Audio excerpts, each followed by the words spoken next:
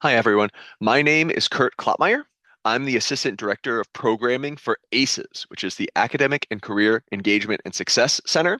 We are an advising office who does academic advising for undeclared students and students in the College of Management under 60 credits if you're also not in the lead, trail, or 3-year degree program.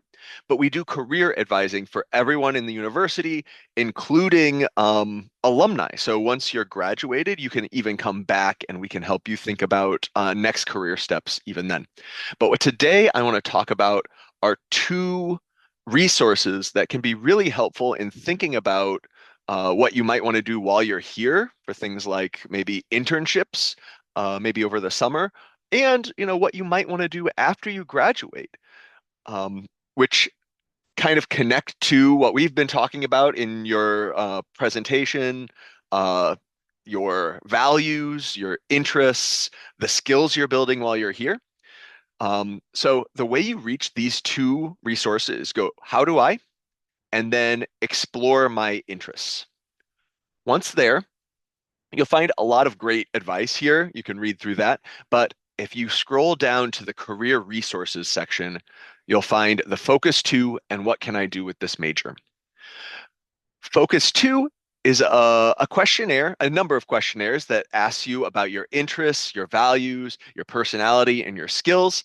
And from those answers, it can come up with a number of possibilities for careers that might be really especially suited for you. So even if you know what you want to do for a career, I'd recommend taking this because A, it's free, and B, it can give you some insights into, what about you kind of will help you decide what you want to do for a career or, even while you're here, kind of trying some things out.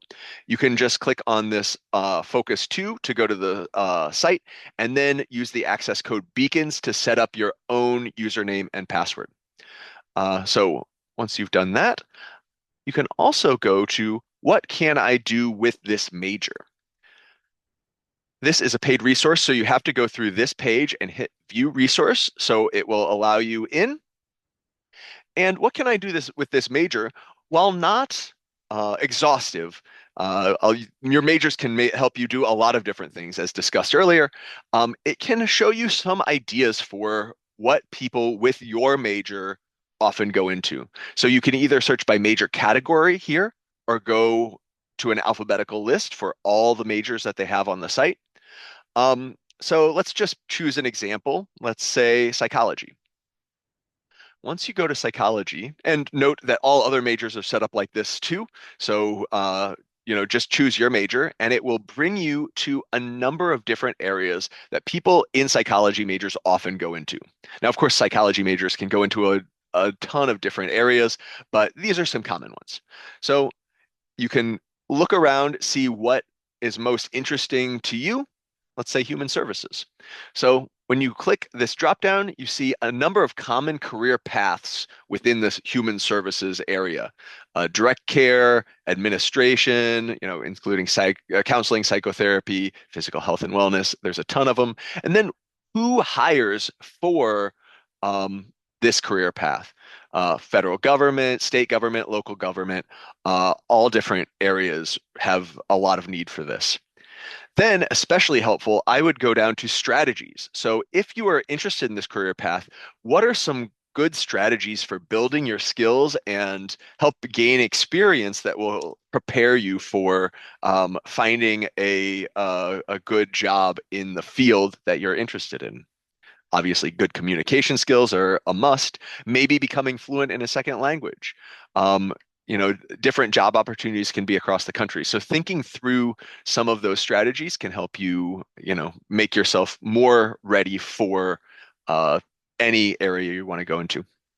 And then if you scroll further down, how do you advance in the major? So as you're, in the psychology major, what are some of the really good ways of kind of growing within that major? And you might want to get a master's degree in the psychology field.